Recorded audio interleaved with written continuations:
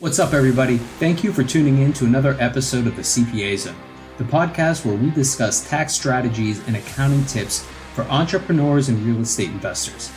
My name is Ryan Pulis, and our company, the Pulis Group, offers tax planning and advisory services for entrepreneurs like you. Whether it's bookkeeping, tax planning, or CFO services that you're looking for, we've got you covered. What's up, everybody? Ryan Pulis here with another episode of the CPA Zone. Today we're going to talk about short-term rental arbitrage and where that income should be reported. Is it Schedule E or Schedule C? Then we're going to go into another question I was asked recently about what to do with closing costs.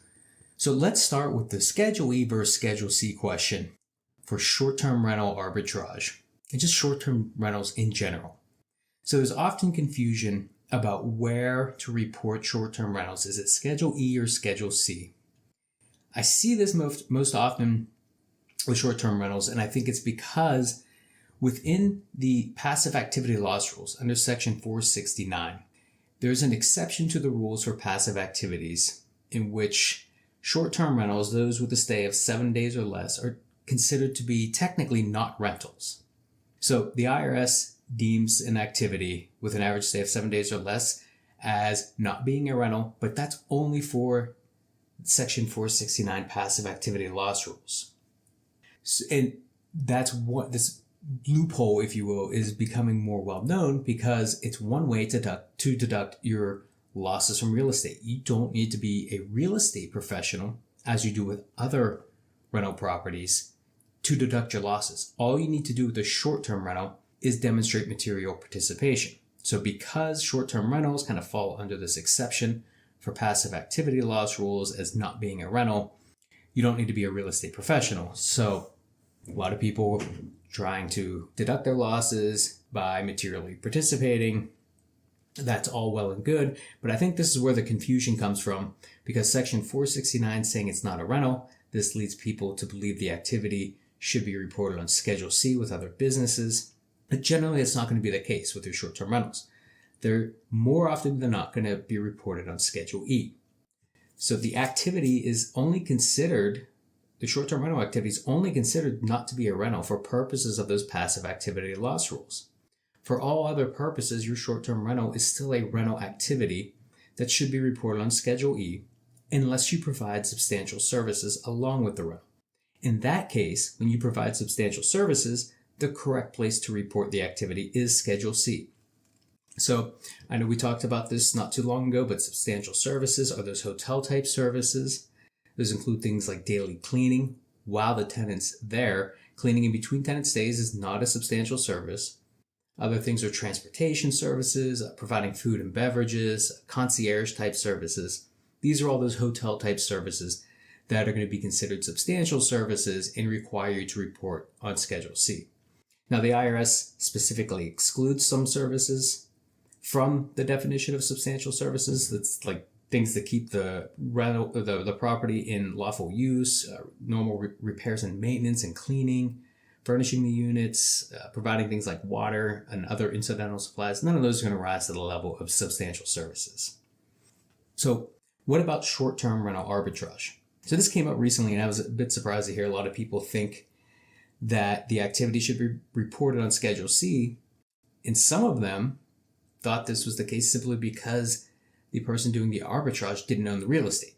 So for anyone that doesn't know, short-term rental arbitrage is the practice where someone rents a property on a longer-term basis, then leases out that property on a short-term basis, which means they're basically subletting it. And this isn't anything new. So subletting's a common practice. It's been around for a long time. The only thing new about it is now it's being used on short-term rentals. People refer to it as short-term rental arbitrage. So an example would probably help. Let's say a taxpayer leases a property for 12 months at $1,500 a month. They furnish it and then start leasing it on a short-term basis to others. And let's say they average $3,500 a month and rents from the short-term activity. They get to keep the difference. The rental income, assuming $3,500 a month for 12 months, is $42,000 a year. That's going to be reported on Schedule E as rental income. And what they pay, $1,500 a month times 12 months, $18,000 for the year. is going to be rent expense deducted on Schedule E. There's no depreciation expense because you do in fact need to own the property in order to depreciate it. You can't claim a depreciation expense for property you don't own. I think that may be another cause of the confusion there. Maybe knowing you can't depreciate the property if you don't own it makes people think it's, for some reason, it's not rental income if you don't own the property. I'm not sure where that came from, but just to kind of recap, ownership of the underlying real estate does not determine the type of income received. Income received in exchange for the occupancy of real estate is reported on Schedule E unless substantial services are provided. So true whether you own the real estate or not. Ownership doesn't matter when it comes to the type of income you receive, but it does matter when it comes to depreciating the property. So again, your short-term rental arbitrage, reported on Schedule E unless you provide substantial services. Now, another question that had come up I wanted to touch on today is, when you purchase a property, are the closing costs added to the purchase price or expensed? And the answer to this is everyone's favorite answer from accountants and lawyers, and it depends. So some costs are expensed in the year of purchase. This would be items like prorated property taxes, interest, homeowners insurance. These things, if you're paying them directly, they can be expensed immediately. When they go into escrow, they're not immediately expensed. The expense is deductible when those actual costs are paid from escrow. So if you're paying $1,000 a month into escrow for property taxes, and your property taxes are paid twice a year, when the escrow account pays them, that's when the expense is deductible, not when you're paying in $100 a month each month. That it does not become deductible then. Now, if you pay the property taxes and insurance directly, those are deductible right away. But usually on your closing costs or your settlement sheet, you're going to see some costs go into escrow for those items, or maybe they're just deducted from the proceeds that you will receive, or they're taken out of the money that you've actually paid to close or added to your loan. When that's the case, they're deductible expenses. Now, costs that are associated with the loan are amortized over the life of the loan. They're not part of the building's basis. So a 30-year loan, those costs are amortized over 30 years. If you have a 15-year loan, those loan costs are amortized over 15 years.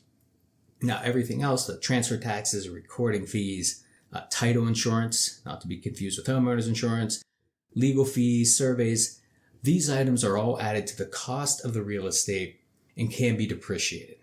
So just to summarize on this last question, the closing costs treated differently depending on type. Some are expensed, loan costs are amortized, and the other closing costs are added to the property basis and can be depreciated.